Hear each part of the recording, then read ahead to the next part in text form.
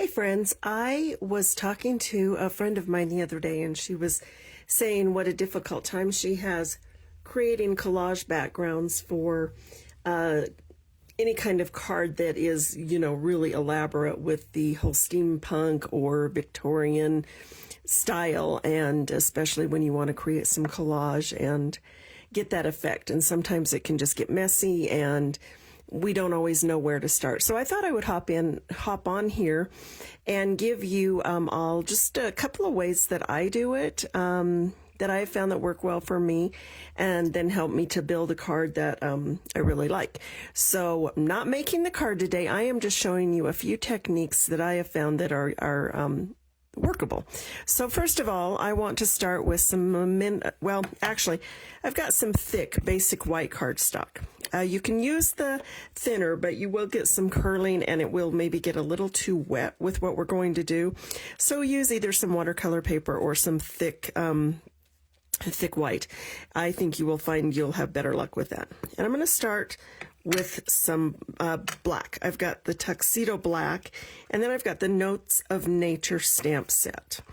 And I want to grab this kind of check hexagon type of pattern. I really don't know what we're going to call it, but that's the one we want. So I have no good ones.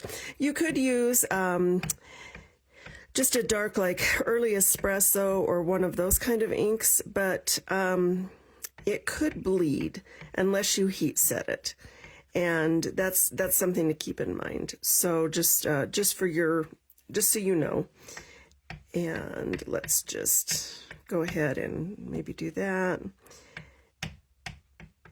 and like that. I'm gonna get that out of the way because that's all I want to do with that particular stamp. And maybe we'll come back in here just a little bit and do just one more stamp just for a little bit of extra interest. This is really, like I said, just creating the background. I'm going to use this Notes of Nature one because I have an idea for a card that I might do later using the hot air balloon stamp set that we offer. So I just kind of want to come in. It doesn't matter if I stamp over that. That does not. In fact, the more collage type situation you have going on, the better, in my opinion. You want to fill some of this up. Again, just using that. I try to go with odd numbers as well, or odd images, because it flows better, if that makes sense. And then finally, I think I might go ahead and just add maybe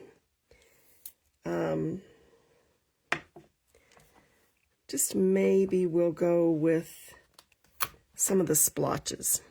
I always like splotches. They're just a good filler. Now keep in mind, when you put things on here, you will end up layering it as well. But this just gives you kind of an idea of what I meant. So that just kind of gives some layering. Now, I'm going to put this ink out of my way, and I want to come in with my embossing machine. And I'm going to emboss using a dry emboss folder, a 3D folder. And again, I like the thicker paper because you get a deeper indentation of your embossed look. I'm going to use the Distress Tile 3D embossing folder. You can use any one you want. I like the little looser ones for what I'm going to do. So let's go ahead and bring our machine in, and I know it's a little difficult to see, but we'll work with it. We'll just do our best here. I'm going to get that little pad out of the way. I'm going to bring in the plates that I need. So I've got plate number 1. This is the Stamp and Cut Emboss machine or something like that. It's my die cutter. And then I've got my embossing folder, and I'm just going to turn that way because I want it against the lines. So I want this image the top. And then we'll just run this through the embossing, or in through the machine. And if you want to get a little bit deeper emboss, you can actually put a piece of paper under the embossing folder, and it's going to give you a little more tightness, and that's going to give you more depth to your embossed image. But I think we'll be fine with just this, because I use the thicker paper. If you use thinner paper, you're going to want maybe a deeper image. And that looks really good. So I'm just going to set this on the floor for a moment and get it out of my way. I can clean it up later. Now we're going to bring in some inks and a block or two. I will probably, I've got extra blocks. I can clean them later that way for just the ease of showing you this. Okay, so we've got this all stamped, right? Now, I have a aqua painter. This is a little bit older one, not quite the new one, but it's all right. I mean, it's an aqua painter. This is filled with rubbing alcohol. And the reason I'm using rubbing alcohol is because it dries a little quicker than water, and I find that helpful.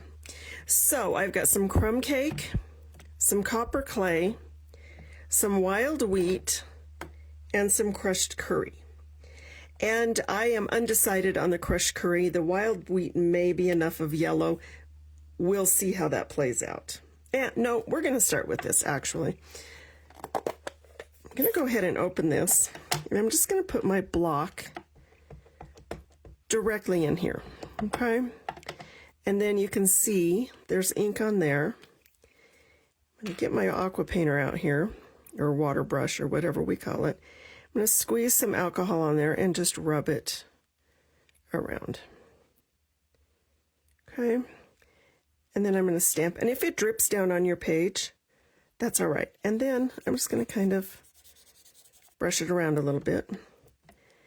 And I know you probably freaked out because that alcohol might have went in there, but most of it I can guarantee you is already off of the stamp, or of the block.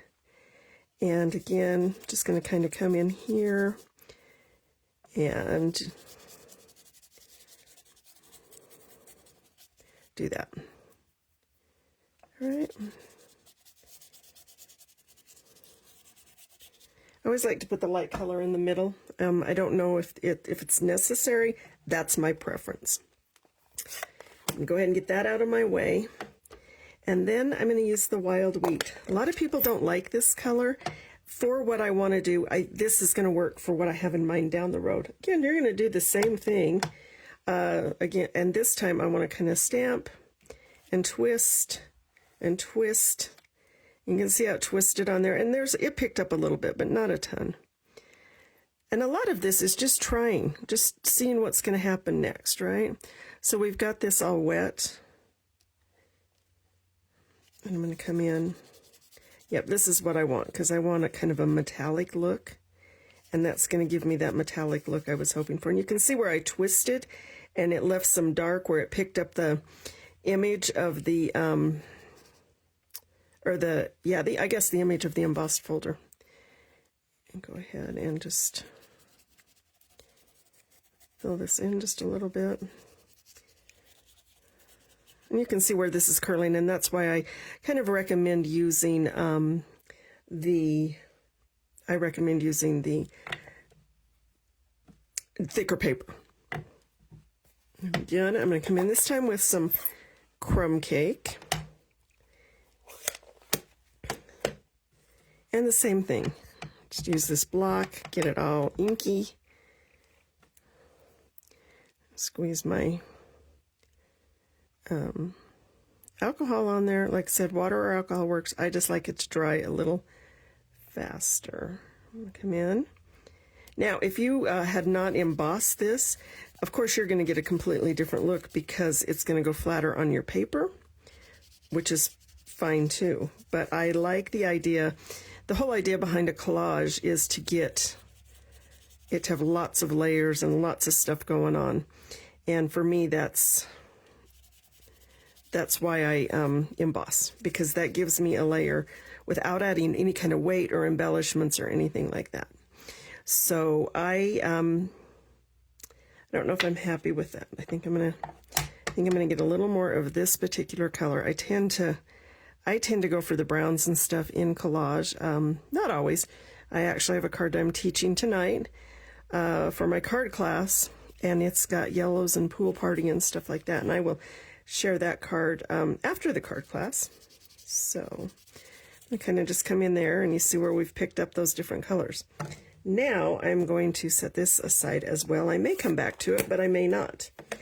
And I've got the copper clay.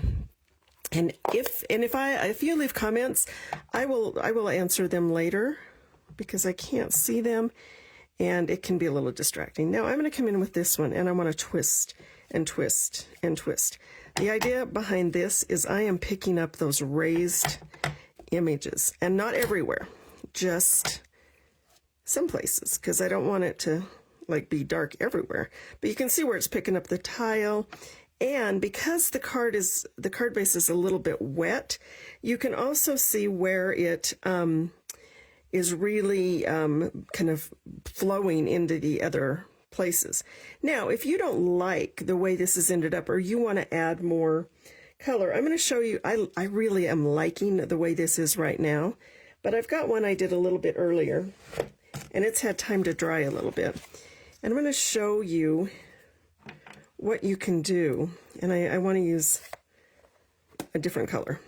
And you see I didn't stamp on that one, so look at the difference. Even if you stamp or don't stamp, how you've got even more interest because you just put some more stuff in the background. I'm going to set that aside for a moment. I'm going to come back in with the crumb cake, and I want to get a blending brush, and I'm going to use one that's already been used for browns, and just going to tap that, and then I'm going to come in and blend and fill in maybe some of those white spots that I don't love. And it's also, I know this sounds weird, but it's going to distress it a little bit. And that's all right, because I don't mind it being distressed. And I can always come back in, and I know it sounds funny, but I can come back in even with a little iron and iron that flat to where it's the way I want it to be. Now, I am not loving this section right here. So you can see when I'm talking about coming in and just like pepping it up a little bit or picking it up a little bit, I feel like that's kind of foggy and muddy, and I don't love that. So I'm going to come back in with my copper, and I'm going to do that twist method again. And you see where it just picks this up and leaves, takes away some of the muddy and gives more definition. So, and don't be afraid to go off your edges. And you see how that really just livened that up just by going in and going, well, I'm not loving the way some of this has happened, and so I want to kind of fix that a little bit. Now, another thing that you can do, and that I like to do, is I like to come back in with one of my colors, and I'm not sure which one, but on this one, for instance, well, this has got splotches, so I'm going to do it on this one. I'm going to come back in, and since I used this one, I'm just going to do this one again, and I like to come in, and I like to just, like, get it really wet. I don't know if you can see. And if I have a drop drip on there, it does not bother me in the least, because the idea is to make it look old and collaged, and that's the look I'm going for. Then I just flick some color on it, and this will dry. I might move it around a little bit. Now, I will show you later on, because I have not made the card, and yes, it's a little bit messy, but I just have a wipe right here, and I mean, we're card makers. It's okay if it gets a little messy. This will clean up really well. Just keep squeezing it until it's completely clear again. It doesn't take long. And that, my friends, I've got a very wild wheat finger. That, my friends, is how I make a background. Now, I might come back in and play with this a little bit more. I am undecided at this point because I'm not 100% sure what I'm going to do with the card, but I may come back in with some more wild wheat. I'm undecided. But that is basically how I start with a a background for a collage. So you can stamp first, then emboss, or just emboss and then just play with your inks. I have tried it with ink refills, like with these things, and tried doing it that way and brushing it on. You can do that. I didn't feel like I got as nice as effect as I did. I had more control with the clear blocks. So keep that in mind. I would love to hear what you think, and I would love to hear what your techniques are as well. And if this was helpful for you, please let me know. And then I will be sharing a finished card using this, so you can see how it all worked out. And I actually will use this one too. So they just need to dry a little bit. You can use your heat tool to set them, but I'm just going to let them dry on their own. Thank you so much for your time. I am honored that you would spend your time with me.